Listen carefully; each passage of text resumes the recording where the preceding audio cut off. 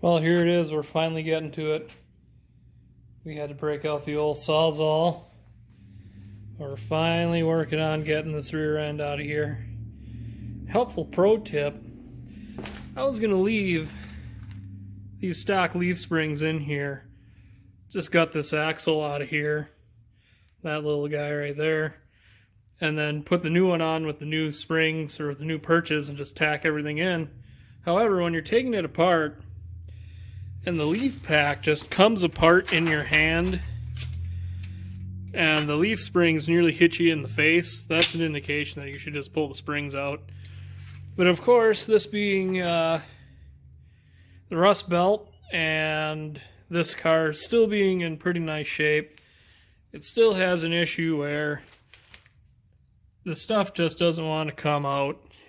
So we're going to break out the old Sawzall, start cutting, and we'll see if we can't get this turd out of here, start getting our new leaf springs and our new rear end set up. Holy crap, I'm breathing like a fat kid running after cake. Alright, I can make that joke. I'm a fat guy, so it all works out. Look at how horrible those are. 40 plus years on the road, salt in Wisconsin. That's kind of just what happens. Then you bend the bolt trying to get it out. We're going to have to cut that off too. But it's out. It's there. You guys ever drop these off your jacks? Is it just me? They're really heavy when you're here by yourself and they fall off the jack onto your foot. Then you say all kinds of bad words. So the other question is, what in the heck? Yep, had to cut those too. But that wasn't your question. Look at that, even got a socket stuck on it. What are you putting in replace of that turd? Why, it's an even bigger turd. The amount of rust. The camera does not do it justice. It is the rustiest, greasiest thing there is. But we're going to put it in anyway because it's got 373 gears and limited slip. It's out of a 99 Mercury Mountaineer, Ford 8.8. Gotta love it. Anyway, we'll keep cutting on this. We'll be back when it's out. I do have to get that off, unlike the rest of it. I do have new shackles for the back, but I need those shells to put back up in the frame of the car to hold the front of the leaf spring. So they gotta come out. Well, there it is. We did her, fellas. All 6 of you.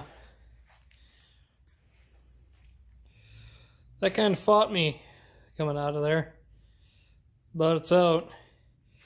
Here is the driver's side leaf pack. What's left of it. Leaf pack.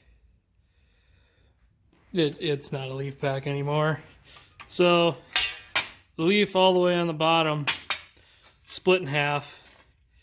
That's where the bolt, you can see the nut of the bolt there. That's where that's supposed to come up through the leaf pack and hold all the leaves together. It completely rotted away, did not hold the leaves together. And on top of that, this is the main leaf. Split in half.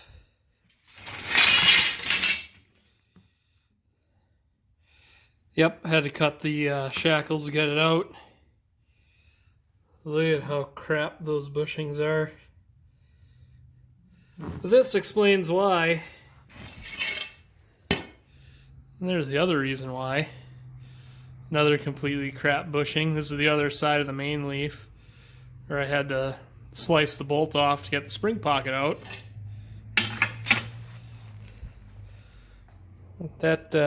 Those are supposed to be connected, and they're not. I'll get working on cleaning the rest of this up. Get them wire wheeled, primed, painted. I actually think I'm going to have to replace. These go on the underside of the leaf spring, and you can see this one is straight and flush and looks alright. cleaning, painting, that would be just fine. This is on the side roll. Leaves are broke, hammered, caved in, crappy. It's as crappy as my filming. Oh man. Well, we're gonna get cleaned up. We're gonna get all the crap moved out of here. And hopefully swing some new leaf springs in. I gotta pick up some more hardware. As you can imagine, some of it was rusty and had to be cut off. And we'll be back putting springs in. We're not back putting springs in. I will say, whenever I drove this car down the road, every time I hit a dip in the highway, it felt like the rear end was doing the Cabbage Patch and just kind of wandered. That would be why. And there was no visual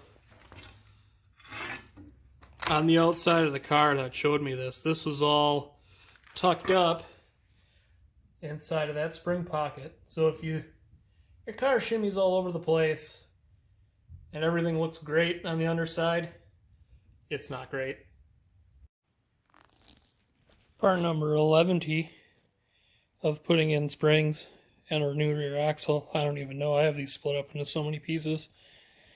But I'm at this point to give you a few pointers. Here's my new spring.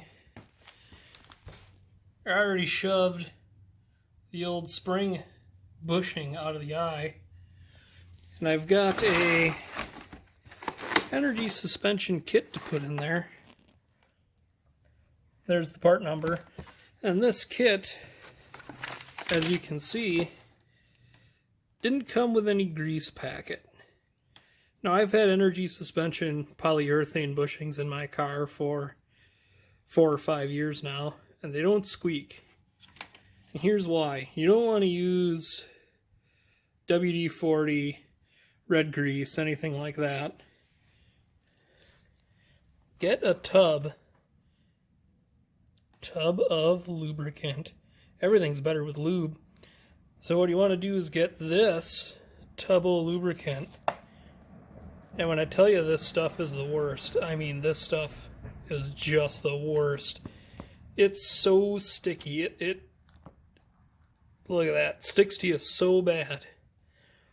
But if you lube the crap out of these, your bushings won't squeak. Squeak? Squeak. Let's get them in there. And this is what I mean by get it in there. Just everywhere. Everywhere, everywhere, and everywhere. Every single surface. They won't squeak. And if you guys used anti-seize before, this is worse. It's so much stickier and grosser. But your polyurethane bushings won't squeak. And that's the big bonus.